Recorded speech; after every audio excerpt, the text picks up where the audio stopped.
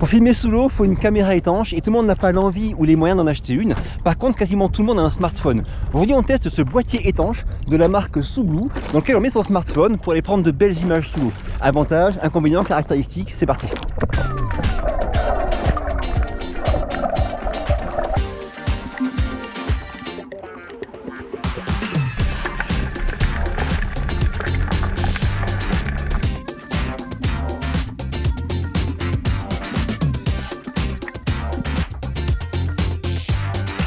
Alors Sublue à la base ils font des scooters qui vous tirent sur l'eau ou sous l'eau. J'ai pu en tester un récemment dans la vidéo dont je mets le lien à l'écran ici, je me suis bien amusé avec.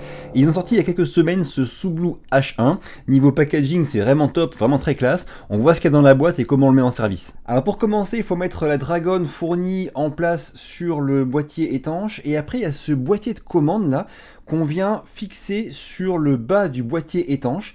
C'est vraiment très simple, on fait comme ça, on le rentre, il y a une sorte de pas de vis ici qu'on va enlever, voilà, et quand il est bien en place, il n'y a plus qu'à visser. On finit au tournevis pour que ce soit un peu serré, c'est pas la peine de bourriner, hein. Alors l'idée c'est que ce boîtier de commande permet de contrôler par Bluetooth son smartphone quand il sera dans le caisson étanche. Ensuite, il y a le support de smartphone qui est vraiment très grand, il marche pour n'importe quel smartphone. Il y a un autocollant bleu là qu'il faut enlever et qui protège une surface adhésive, mais c'est pas de la colle, c'est des micro-ventouses, ce qui est très pratique pour pouvoir les réutiliser et rincer à l'eau quand elles sont sales ou comme ça. Et en fait, l'idée c'est de venir poser son smartphone sur la surface adhésive, avec bien sûr l'objectif du smartphone qui passe dans ce vide là. Hop, on pose juste comme ça, voilà. Et on appuie un petit peu, c'est pas la peine de bourriner, hein. Et l'idée c'est qu'après ça permet de maintenir le smartphone quand il est dans le caisson étanche, pour pas qu'il se balade quand on filme, là il reste un peu collé sur la surface adhésive. Ça c'est le principe de base pour faire marcher ce caisson étanche. Dans la boîte, vous aurez aussi des inserts anti-buée, hein, c'est vraiment indispensable, quelle que soit la caméra avec son caisson étanche, et bien la caméra chauffe et l'eau autour est froide, donc ça va condenser dans le caisson étanche. Donc là c'est pareil, dans ce petit support de smartphone, moi j'y ai mis quand j'ai utilisé ce Sublue H1, 2 inserts anti-buée, et du coup j'ai pas eu de buée du tout. On a aussi dans le pack, bien sûr une housse. C'est vraiment indispensable aussi pour bien protéger votre caisson étanche. Si jamais vous le rayez sur la partie où il y aura la caméra du smartphone, toute rayure se verra de manière irréversible. Donc c'est vraiment important quand on ne s'en sert pas de le ranger dans la petite housse Sublue fournie. Et enfin, il y a une petite pochette en plus avec un chiffon de nettoyage, un second adhésif au cas où celui qui est fourni là serait mort. Donc c'est cool d'en avoir un en remplacement, hein, ce fameux stick it là. Voilà, c'est presque fini pour ce qu'il y a dans la boîte. Il n'y a plus qu'un truc dont il faut que je vous parle, c'est, vous voyez ici là, sous le boîtier étanche, et bien en fait il y a 2 petits connecteurs bizarres là, parce qu'en fait c'est comme ça qu'on le charge. Il y a un fil de chargement qui est fourni, qui est fait exprès, hein, c'est une connexion propriétaire aimantée, qui ressemble un petit peu aux connexions qu'il y a sur les montres Garmin. Donc on charge le boîtier étanche comme ça. Et pourquoi on le charge? Parce que bien sûr après il sert à communiquer en Bluetooth avec le téléphone et à changer les menus, les modes et tout ça. Alors il y a d'autres marques qui font des housses pour smartphone pour aller prendre des photos sous l'eau, mais leur gros défaut c'est que comme ce sont des housses flexibles on va dire, et bien dès qu'on descend sous l'eau, avec la pression ça plaque la housse contre le smartphone et on n'a plus accès à l'écran tactile en fait. Donc dès qu'on passe de 2-3 mètres de profondeur, on ne peut plus contrôler son smartphone, alors que là on n'a pas ce problème là, le caisson est rigide, il peut aller à 10 mètres de profondeur et on garde le contrôle total sur le smartphone grâce à ce système là. Alors comment ça marche? Il faut commencer par télécharger l'application Sublue Go, qui est l'application de la marque. Une fois que vous l'avez fait, c'est pas compliqué, et vous demande de chercher un accessoire Sublue, soit un scooter, soit ce Sublue H1. En l'occurrence on prend Sublue H1, c'est instantané, ça marche très très bien. Et une fois qu'on est connecté au Sublue H1, l'application de contrôle de la caméra de l'iPhone se lance, et on peut directement, avec les boutons en façade, contrôler sa caméra d'iPhone. Alors attention, c'est pas l'application native pour filmer avec un iPhone ou un smartphone quel qu'il soit, c'est vraiment l'application Sublue qui filme. Donc moi sur l'iPhone 12 Pro, du coup j'ai plus accès au grand angle et tout ça, j'ai vraiment que l'application Sublue, on en reparlera après. Alors ce qui est vraiment très très bien, c'est que déjà ça marche. D'une part c'est vraiment étanche, la fermeture ici elle inspire confiance, il y a un gros joint là, quand on visse ça tient vraiment bien et j'ai eu aucun souci d'étanchéité sous l'eau. C'est le premier point. Sublue c'est une marque de scooter, ils sont vraiment super calés niveau étanchéité. d'étanchéité des batteries dans l'eau et tout ça. Donc ce produit-là, j'avais confiance déjà à la base, et en effet, sous l'eau, j'ai eu aucun souci avec, aucune fuite ni rien. Sur la notice qui est bien fournie, il vous conseille pour le premier test de mettre une feuille de sopalin dans le caisson étanche, de le fermer et puis de l'immerger, et de tester si le sopalin devient humide ou non, pour voir s'il n'y a pas de souci de fabrication. Ces boîtiers sont testés après la fabrication, avant la vente, ils sont vraiment... Enfin, c'est bien fait quoi. Hein. Moi, j'ai pas eu de souci, mais bon, suivez ce que dit la notice, faites un petit test, au cas où. Maintenant pour le fonctionnement c'est vraiment très simple, on appuie sur le bouton du dessus longtemps pour allumer le boîtier, je vais le faire tiens. Hop, ça y est, il est allumé et clignote en bleu.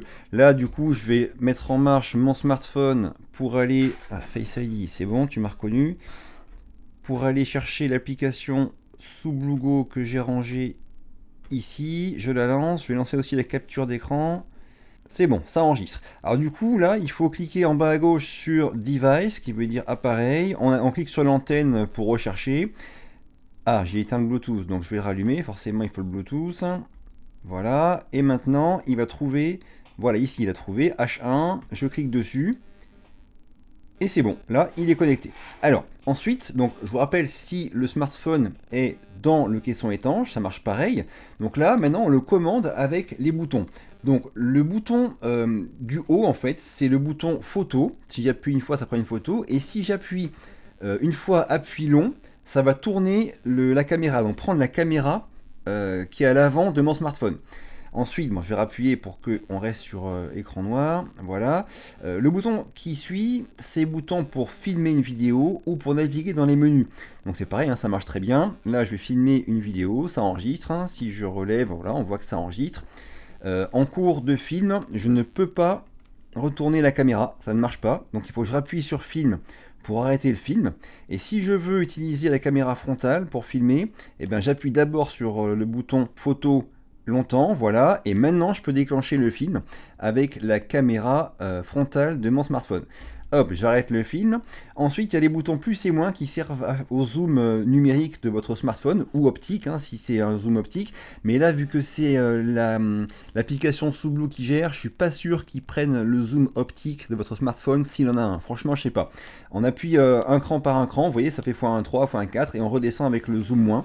En tout cas, ça marche bien, mais encore une fois, je suis pas sûr que ça utilise l'objectif de zoom que vous auriez éventuellement sur votre smartphone. Ensuite, le bouton caméra, si je fais un appui long dessus, on rentre dans le menu dans lequel on navigue avec les boutons plus et moins pour aller vers le bas ou vers le haut. On a différentes choses qu'on peut régler. Il y a le compas, c'est rigolo. Mince, là je suis sorti avec le bouton photo. Le compas, on va y aller. Pour valider, c'est le bouton caméra. On valide et là, vous voyez, il vous met le compas, donc la boussole. Hein, si vous voulez, en pas le masque tuba, pas vous perdre, vous avez la boussole. Quand je rappuie, hop, ça l'enlève. Donc le bouton caméra, c'est pour valider un menu ou une option. Et le bouton appareil photo, c'est pour quitter le menu dans lequel on est. Donc si on va sur le menu pro, par exemple, hop, je valide avec caméra.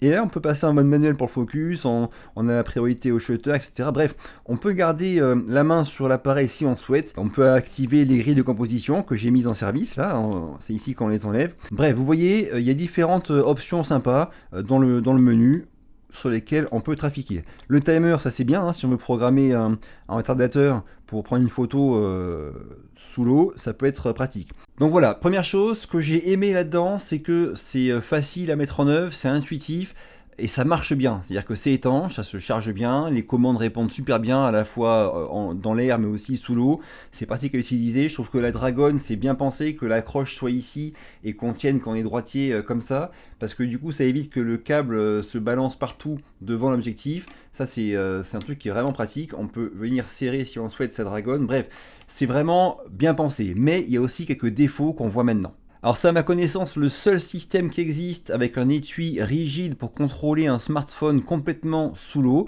Si c'est pas le cas, si vous en connaissez d'autres, dites-le moi. Mais en tout cas, ce que je veux dire, c'est que c'est une innovation, en fait, un produit qui est tout récent. Forcément, il y a des petits défauts. Moi, ce que j'ai vu comme premier défaut, c'est qu'il n'y a pas de vis. J'aurais bien aimé qu'il y ait un pas de vis quelque part pour y accrocher une perche à selfie. Pourquoi ? Parce que d'une part, l'angle est assez resserré hein, avec mon smartphone, contrairement à une GoPro. Là, j'ai pas accès au mode 0.5, là, au grand angle, à l'ultra grand angle de l'iPhone 12 Pro quand on utilise l'application Sublugo. Donc du coup, c'est un angle qui est assez resserré. Et j'aurais bien aimé avoir une perche à selfie pour pouvoir être plus loin de moi et prendre des images de moi avec un angle plus correct. Donc ça, c'est vraiment un regret. D'une part, ne pas pouvoir avoir de perche à selfie, et d'autre part, j'aime bien, comme vous le savez, poser mes caméras au fond de la mer accrochées à un plomb, ce qui me permet d'avoir des plans fixes, et comme j'ai pas de support là-dessus, c'est un peu contraignant. J'aurais pu utiliser une pince là, ici, pour après mettre un support GoPro sur la pince, mais bon, c'est une contrainte en plus. Voilà, je pense que pour une version 2, ce serait pas mal qu'il y ait directement un pas de vis intégré ou un support GoPro. Faut savoir aussi qu'une perche, ça aide beaucoup à stabiliser l'image. Quand on a la main qui bouge un petit peu, et bien les petits mouvements comme ça n'ont pas le temps d'arriver à la caméra qui est 1 mètre devant en bout de la perche. C'est vraiment un super moyen pour stabiliser, et ça a vraiment manqué sur ces images-là, d'autant que la stabilisation numérique de mon iPhone 12 Pro n'est pas au niveau de celle de la GoPro 9. Donc l'un dans l'autre, ça fait qu'en tenant ça à la main, mes images tremblaient beaucoup. Donc pensez-y vraiment en l'utilisant, il faut vraiment faire gaffe à ça, pas trop bouger. Idéalement même se poser au fond, pas bouger et filmer un collègue qui lui par contre évolue devant l'objectif. Le second défaut du Sublue H1 m'a beaucoup gêné, je sais pas si il vous gênera. Je vous explique, en fait pour que ça marche, il faut allumer son smartphone, lancer l'application Sublue Go, mettre le smartphone dans cette petite caissette là, puis la glisser là-dedans, et après bien visser les vis qui font le joint du Sublue H1. Une fois que c'est fait, le Sublue H1 est prêt à être utilisé et le smartphone il est allumé dedans, prêt à filmer.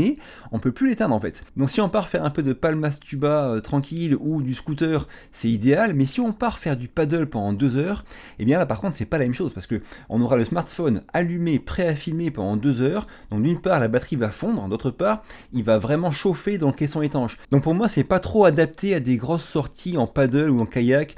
C'est vraiment plus adapté à quand on est à la plage, on veut aller filmer les poissons, on utilise ça, on s'en sert et quand on a fini, on sort le smartphone et on l'éteint. Cela étant dit, j'ai pris du plaisir à m'en servir, j'ai particulièrement apprécié les photos parce que avoir mon iPhone 12 Pro pour faire des photos sous l'eau, c'est vraiment sympa. Je vous en mets une là à l'écran. L'avantage c'est que je peux aller beaucoup plus près des objets qu'avec une GoPro par exemple. La distance minimum de mise au point, elle est plus petite sur un iPhone que sur une GoPro et on peut faire quasiment de la macro en fait. C'est vraiment super sympa d'avoir mon iPhone 12 Pro sous l'eau, ça j'ai beaucoup aimé. Pour ce qui est de la vidéo, j'ai pas trop vraiment apprécié parce que j'aime bien, en gros par rapport à une GoPro il n'y a pas d'intérêt pour moi, mais bon l'intérêt c'est de ne pas avoir acheté une GoPro si on n'a pas l'envie ou les moyens, donc ça c'est à vous de voir.